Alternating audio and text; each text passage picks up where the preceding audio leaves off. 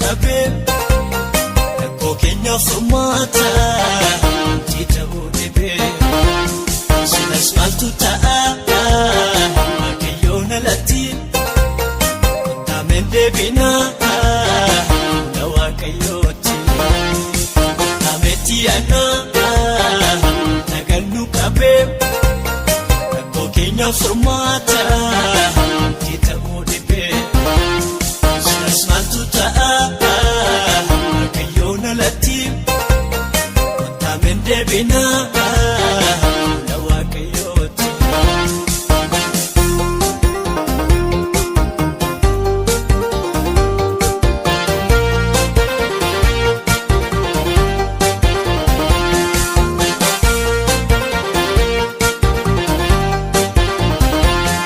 Olii gadi finnee waa'ee rakkoo keenya furmaata wallaalle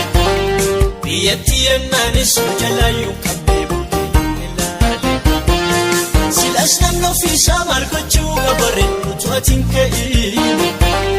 furmaata ilmaan namaa gooftaa isin kaadhufaa isin fardoomamu silaa ofii guddannu biyya hawwina otoo biyya qabnu isaatii baqannaa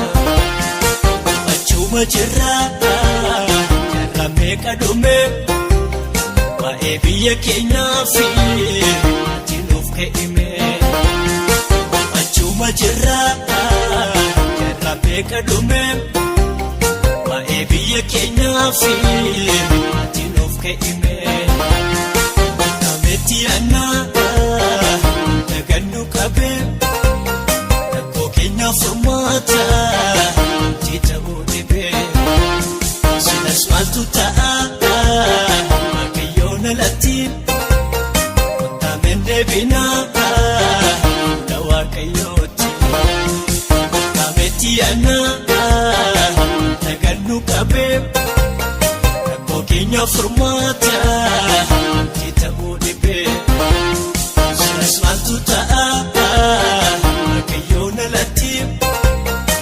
taameen deebinaa na waaqayyooti.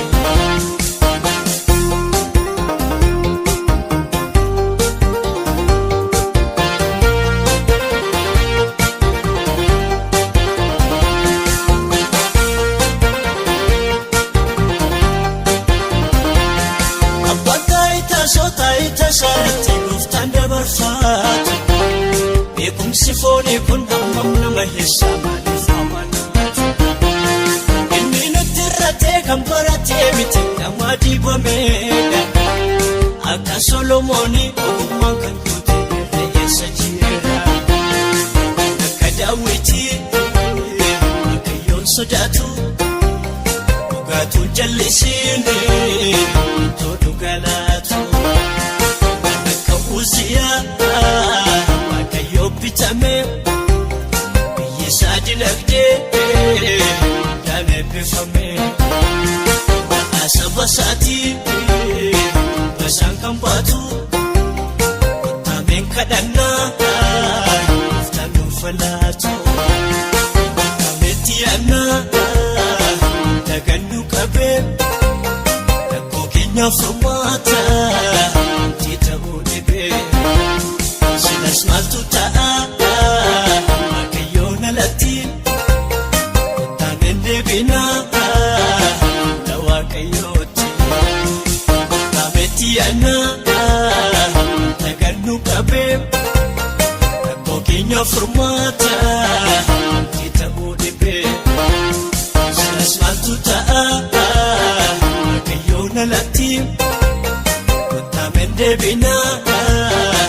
na waaqayyooti.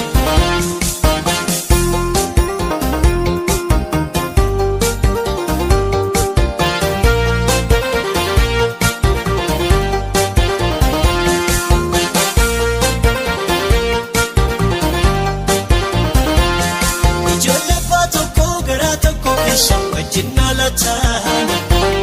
somaa waliif garuu ijaan argaafillee waliin jaallatan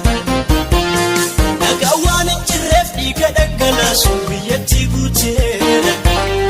akka tophee citee ola deema baay'ee kan dhufaa jira